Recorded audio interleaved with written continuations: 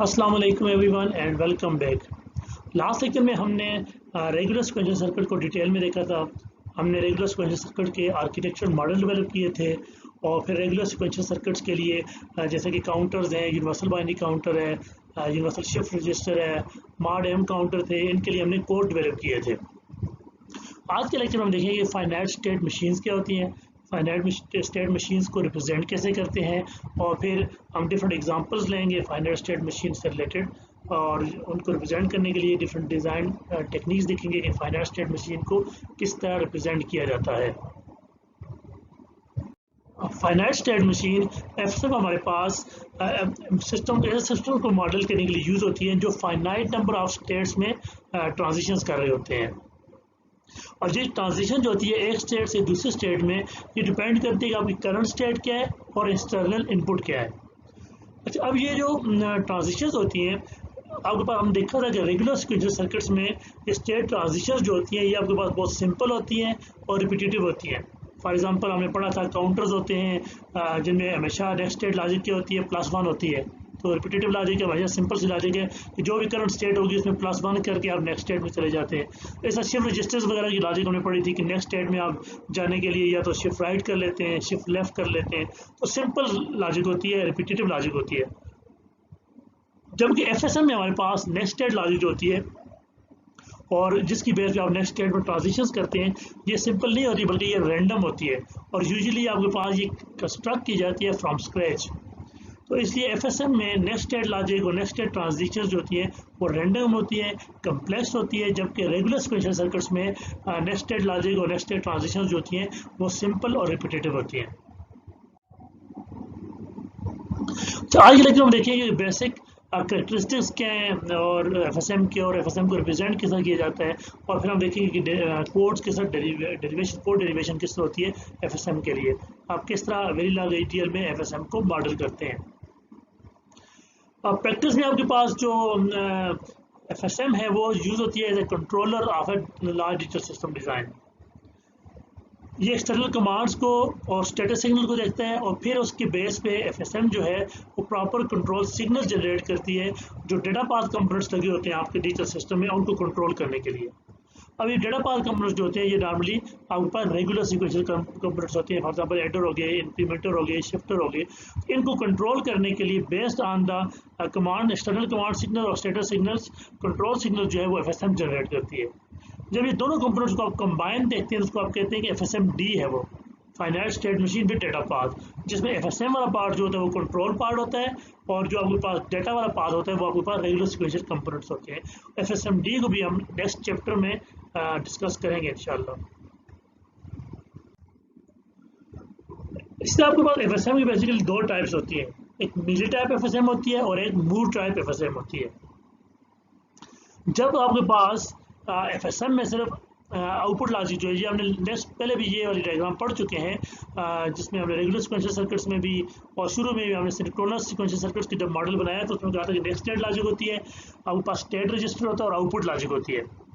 और next state logic अगर simple हो और रिपीटेटिव हो तो आपके पास रेगुलर सिक्वेंशियल सर्किट होता है। नेक्स्ट स्टेट लॉजिक अगर कम्प्लेक्स हो आपके पास, उसमें आप कहते हैं कि हमारे पास एफएसएम होता है, रेंडम हो तो उसको एफएसएम कहते हैं आप। अब वही मॉडल है, इसमें नेक्स्ट स्टेट लॉजिक भी है, स्टेट रजिस्टर्स भी हैं और आपके पास आउटपुट लॉजिक भी है। अगर आउटपुट जो है वो करंट स्टेट, जो करंट स्टेट की वैल्यू है, करंट स्टेट पे डिपेंड करे और करंट स्टेट के साथ साथ आपके पास इनपुट पे भी डिपेंड करे, तो उसमें आपके पास कहते हैं मीली आउटपुट कहलाती है सर्किट की। अगर सिर्फ मीली आउटपुट एग्जिस्ट करती है और मूर आउटपुट सिस्टम में नहीं है तो पूरी स्टेट मशीन को आप कहते हैं ये मीली स्टेट मशीन है, जिसमें आउटपुट जो है वो करंट स्टेट पे डिपेंड करे और इनपुट पे भी डिपेंड कर रही है। इसी तरह आपके पास अगर आपके पास आपके एफएसएम में सिर्फ मूर आउटपुट एग्जिस्ट कर रही है, और मूर आउटपुट कहलाती है जब आपके पास आउटपुट सिर्फ और सिर्फ स्टेट वैल्यू पे डिपेंड कर रही हो, आउटपुट जो इनपुट पे डिपेंड ना कर रही है तो वो आउटपुट आपके पास मूर आउटपुट कहलाती है। और अगर एफएसएम में सिर्फ मूर आउटपुट एग्जिस्ट कर रही है तो आपकी एफएसएम कहलाती है मूर एफएसएम।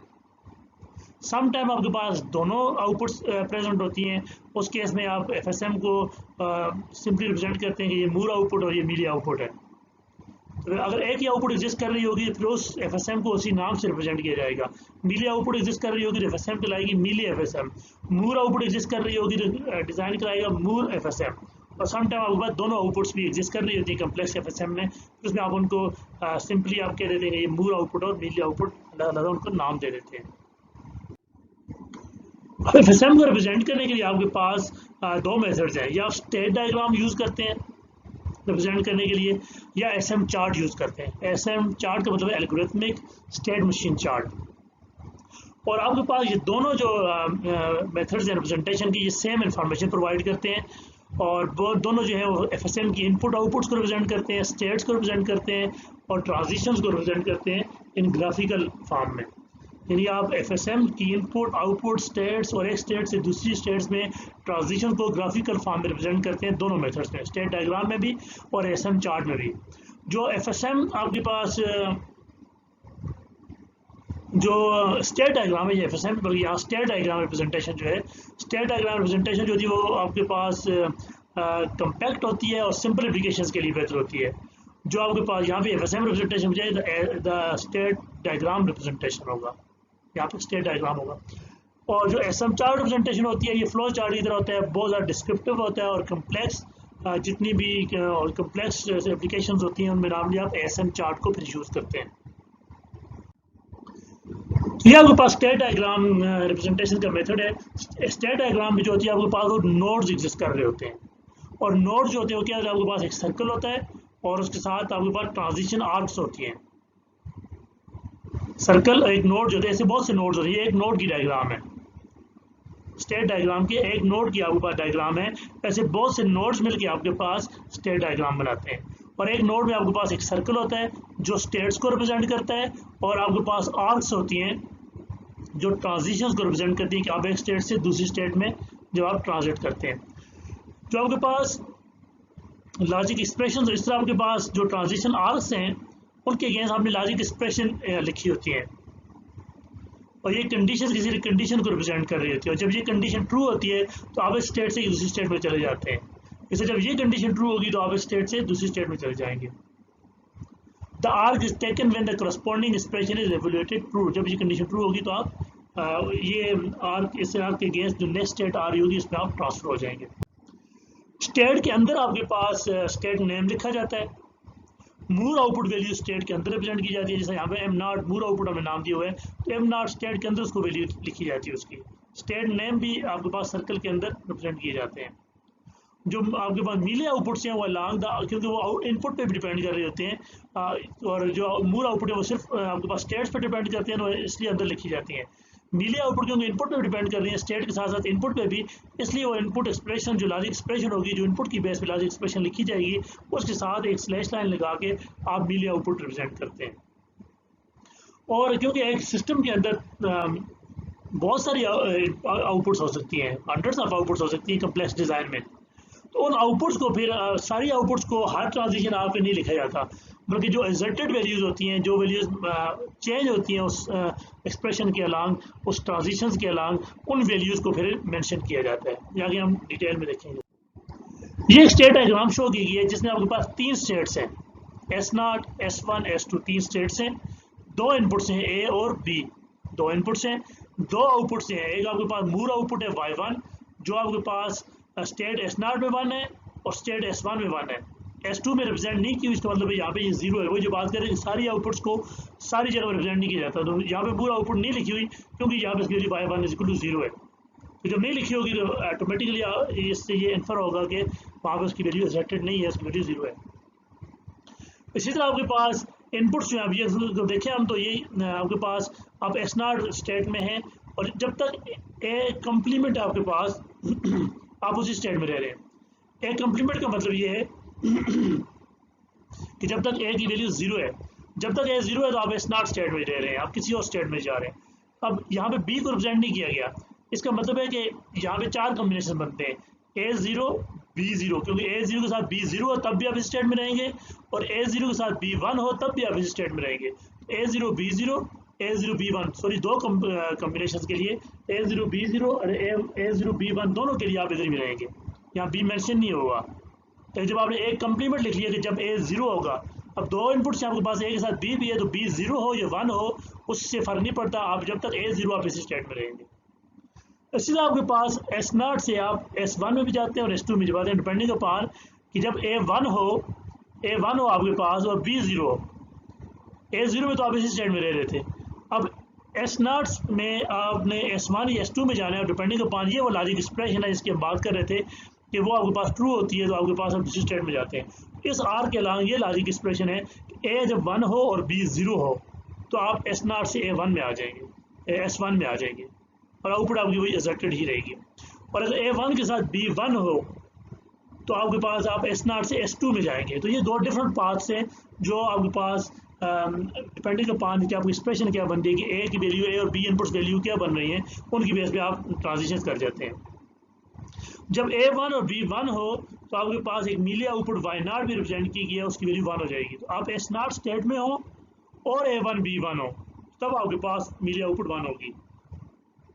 लेट्स से आप S1 स्टेट में और A1 B1 हो जाएं तो A1 होने की वजह से आप ये जा रहे हैं, S1 स्टेट में A1 हुआ, इसका मतलब A1 हो B1 हो तब भी आप इस स्टेट में आएंगे, S1 से S0 में दोबारा आएंगे, या A1 हो और B0 हो तब भी आएंगे। तो उस केस में जब S1 में आप हैं और A1 B1 हो तो आउटपुट 1 नहीं हो रही, कोई आपके पास मीडिया आउटपुट 1 नहीं है, सिर्फ ये इस कंडीशन से रिलेटेड है कि आप S0 में हो और A B1 हो B B1 हो तब मीडिया आउटपुट आपके पास 1 आएगी। तो S1 भी इस तरह आप S1 में अगर A 0 है, अगेन वही दो कॉम्बिनेशन A 0 हो B 0 हो तब भी आप इधर रहेंगे, A 0 हो B 1 हो तब भी आप इधर रहेंगे। लेकिन अगर आप A1 आ जाए तो आपने इधर ट्रांसफर कर जाना है, मतलब A1 B1 तब भी इधर जाएंगे, A1 B 0 तब भी इधर जाएंगे।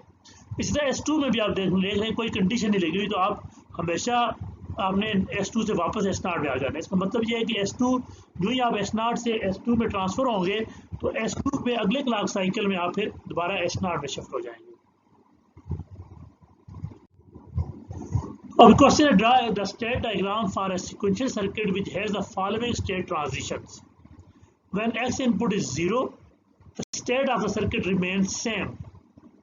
When X is equal to 1, the circuit goes through the state transitions, यहाँ state होना चाहिए, state transitions from 00 to 01 to 11 to 10 back to 00 and repeats. तो इस क्वेश्चन की स्टेटमेंट से पता चल रहा है कि आपके पास 4 स्टेट्स हैं 00, 01, 11 और 10 और एक इनपुट है X1। तो हम इसको अगर ड्रा करते हैं इसकी स्टेट डायग्राम और 4 स्टेट्स ड्रा करेंगे पहले 00, 01, 11 और 10। अब यहाँ पे ये इंपॉर्टेंट है कि आपके पास ये देखने कि इनका ऑर्डर किसी ऑर्डर में लिख सकते हैं, 00 के बाद यहाँ 10 लिख सकते हैं, यहाँ 10, यहाँ पे 01 और यहाँ 11 लिख सकते हैं। तो ऑर्डर इनका किसी तरह भी रखा जा सकता है, इससे कोई इशू नहीं है। तो 00, 01, 11, 10 हमने लिख दिया। अब क्वेश्चन ये है कि जब X 0 होगा the state of the circuit remain same, यानी कि अगर आप 00 स्टेट में और X 0 है तो आप इसी स्टेट में रहेंगे, 01 स्टेट में और X 0 है तो आप इसी स्टेट में रहेंगे। इसी तरह 11 और 10 के लिए। तो इसको ड्रा करने के लिए हमने सिंपली 0 स्टेट के लिए हर स्टेट में रिप्रेजेंट कर दिया कि आप उसी स्टेट में रहेंगे। ये 0 जब आप 01 स्टेट में इनपुट 0 आई आप उसी स्टेट में, आप 00 स्टेट में इनपुट 0 आई आप उसी स्टेट में, इस तरह 11 और 10 के लिए। फिर उसके बाद आपके पास जब X1 हो तो आप 00 से 01 पे जाएंगे, तो X1 है आपने इनपुट 1 रिप्रेजेंट कर दी तो आप 00 से 01 में चले गए। अब 01 में आप आओगे जब तो फिर अगर इनपुट 0 थी तो आप इधर आ गए, अगर इनपुट 1 है तो आप 11 में जाएंगे, इनपुट 1 है तो आप 11 में चले जाएंगे। ऐसा 11 में अगर इनपुट 0 थी तो आप उसी में रह रहे हैं, लेकिन 11 है तो 11 से ये 0 में जाना है, ये गिवन है आपको सारी स्टेट्स, 11 से 10 में जाना है, 11 से 10 में चलेंगे और फिर 10 से 00 में चलेंगे, 10 से बैक टू 00। तो ये इसका स्टेट डायग्राम डेवलप की जाती है। एक और एग्जाम्पल करते हैं, draw the state diagram of a sequence detector which detects a sequence of 3 or more consecutive ones in a string of bits coming through an input line। कि आपके पास एक स्ट्रिंग ऑफ बिट्स आ रही है जिसमें एक एक बिट आपके पास enter हो रही है सिस्टम में। तो आगे आपने सीक्वेंस डिटेक्टर लगाए हुए हैं जो डिटेक्ट कर रहे हैं कि अगर 3 कंसेक्टिव वंस आ जाएं या 3 से ज़्यादा हो जाए तो आउटपुट सिग्नल एक जनरेट करें, उसको डिटेक्ट करने के लिए आउटपुट सिग्नल आप रख लेंगे। जो आउटपुट सिग्नल ये बताएगा कि आपके पास वो वैसे आउटपुट सिग्नल 0 होगा, जब 3 कंसेक्टिव 1 आ जाए या 3 से ज़्यादा कंसेक्टिव 1 हो तो आउटपुट सिग्नल 1 हो जाएगा। तो हमें ये सर्किट डिज़ाइन करना है। लेट्स से हम इनिशियली स्टार्ट एक स्टेट S0 में है और हम इसको मूव टाइप से बना रहे हैं। स्टेट S0 में आप आउटपुट वैल्यू आपकी 0 है, स्टेट S0 में और आउटपुट वैल्यू 0 है, स्टेट S0 में और आपके पास इनिशियली आउटपुट वैल्यू 0 है, आपने इनपुट 0 दी तो स्ट्रिंग हमने कंजेक्टिव वंस को देखना है। इनपुट 0 आए तो आप इसी स्टेट में रहेंगे क्योंकि आपके पास कोई 1 नहीं आया। लेट्स से आपके पास स्ट्रिंग ऑफ बिट्स में अगली बिट 1 आती है आपके पास, तो जब तक 0 आती रहेगी आप इसी स्टेट में रहेंगे एस नॉट में, जब तक कंजेक्टिव आपके पास 0 आते रहेंगे। जो ही पहला 1 आएगा तो आपके पास, अब पहला 1 आ गया, आपने स्टेट चेंज करी, आप S1 में चलेंगे। लेकिन अभी तक आपके पास एक 1 आया है, आपने कंजेक्टिव 3 वंस को डिटेक्ट करना है, तो अभी इसलिए वजह से आपका आउटपुट जो है वो 0 है। अच्छा, वो S1 स्टेट में आ गए हैं, अब यहाँ फिर पॉसिबिलिटीज़ है, इनपुट बीच जा रही है। अगर इनपुट यहाँ पे 0 आ जाती है, इसका मतलब कंजेक्टिव 3 वंस वाली स्ट्रिंग ब्रेक हो गई है कि आपके पास 1 आया तो फिर 0 आ गया। तो इसका मतलब ये हुआ कि आपको वापस जो है वो उसी स्टेट में जाना पड़ेगा। ये 0 आ गया तो वापस जाना पड़ेगा, क्योंकि एक 1 के बाद हमने 3 कंजेक्टिव 1 को मॉडल करना है, डिटेक्ट करना है। तो एक 1 आने के बाद अगर 0 आ गया तो वापस आप इनिशियल स्टेट में चले जाएंगे। हाँ, एक 1 के बाद दूसरा भी 1 आ गया, अब 2 कंजेक्टिव 1 आ गया, तो पहले 1 के बाद आप S1 में आए थे, दूसरे 1 के बाद आप S2 में चले जाएंगे, आप S2 में चलेंगे। आउटपुट स्टिल 0 है क्योंकि अभी तक 3 कंजेक्टिव 1 नहीं हुए।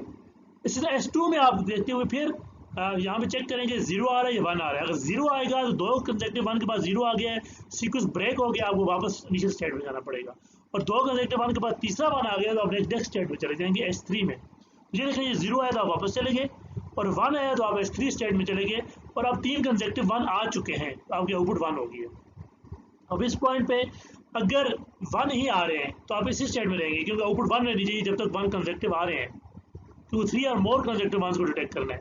और यहाँ पे अगर 0 आ गया तो आपके पास, इसका मतलब कंजेक्टिव 1 की स्ट्रिंग ब्रेक होगी है, दोबारा आप स्टेट में चले जाएंगे। तो ये देखें, जब तक 1 आ रहे हैं तो आप इसी स्टेट में रह रहे हैं, कंजेक्टिव 1 आ रहे हैं, और फिर उसके बाद अगर 0 आ जाता है किसी जगह पे तो आप आउटपुट वापस स्टेट S0 में चले जाएंगे। तो ये स्टेट डायग्राम आपके पास एक सीक्वेंस डिटेक्टर की है जो 3 कंजेक्टिव 1 को या 3 से ज़्यादा कंजेक्टिव 1 को डिटेक्ट कर रहा है। दूसरे आपके पास मेथड होता है रिप्रेजेंट करने का, ASM चार्ट होता है। और ASM चार्ट जो होता है आपके पास ASM ब्लॉक से मिलकर बनता है। ये आपके पास एक ASM ब्लॉक की जो है वो फिगर शो की गई है। अब ASM ब्लॉक में आपके पास एक स्टेट बॉक्स होता है, ये स्टेट बॉक्स है एक ब्लॉक में जो होता है। ऐसे बहुत सारे ASM ब्लॉक जो हैं वो मिलके आपके पास ASM चार्ट बनाते हैं। तो एक ASM ब्लॉक में एक आपके पास स्टेट बॉक्स होता है जिसके ऊपर आप स्टेट वैल्यू लिखते हैं, कोने में लेफ्ट साइड में स्टेट वैल्यू लिखते हैं। और आपके पास उस पर एक डिसीजन बॉक्स होता है जहाँ पे आपके पास वही एक्सप्रेशन जिस तरह हमारे पास अलॉन्ग द आर्क होती थी स्टेट डायग्राम में, यहाँ बुलियन कंडीशन चेक होती है डिसीजन बॉक्स में। इसकी बेस पे आपके पास, इस बुलियन कंडीशन की बेस पे दो आपके पास निकलती है, एक ट्रू और एक फॉल्स कंडीशन। कंडीशन ट्रू होती है उसकी बेस पे आप डिफरेंट जो है वो ASM ब्लॉक में चले जाते हैं, और अगर फॉल्स होती है तो उसकी बेस पे किसी और ASM ब्लॉक में चले जाएंगे। एक बुलियन कंडीशन जो चेक होती है उसकी बेस पे आपके पास 2 पाथ्स बनते हैं ट्रू और फॉल्स के, और उनकी बेस जब अगले ASM ब्लॉक्स में शिफ्ट हो जाते हैं। यहाँ पे हमारे पास एक कंडीशनल आउटपुट बॉक्स भी होता है, वो अलॉन्ग द इस पास पे भी हो सकते हैं, वो अलॉन्ग द ट्रू वाले पास पे भी हो सकता है, डिपेंडिंग अपॉन द आपके पास कोई आप ASM ब्लॉक बना रहे हैं उस पर क्या कंडीशंस हैं। तो ये आउटपुट इस केस में हमने शो किया, वैसे शो करने के लिए फॉल वाले पास में शो किया, ये ट्रू वाले पास में भी हो सकता है। तो आपके पास ये कंडीशनल आउटपुट बॉक्स में हम नीले आउटपुट को रिप्रेजेंट करते हैं। मूर आउटपुट स्टेट बॉक्स के अंदर रिप्रेजेंट होगा क्योंकि वो स्टेट वैल्यू पर डिपेंड कर रहा है।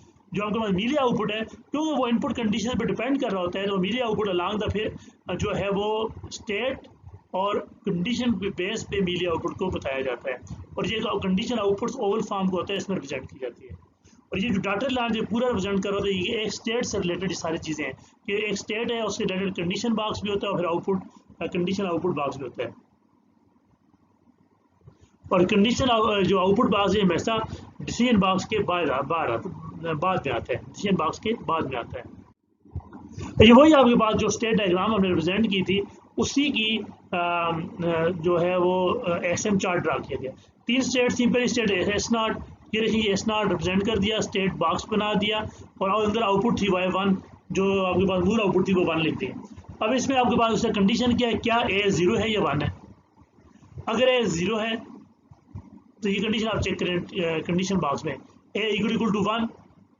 अगर कंडीशन फॉल्स है मतलब A 0 और A 0 तो आप उसी स्टेट में रहते हैं, तो आप उसी वापस स्टेट में चले जाएंगे।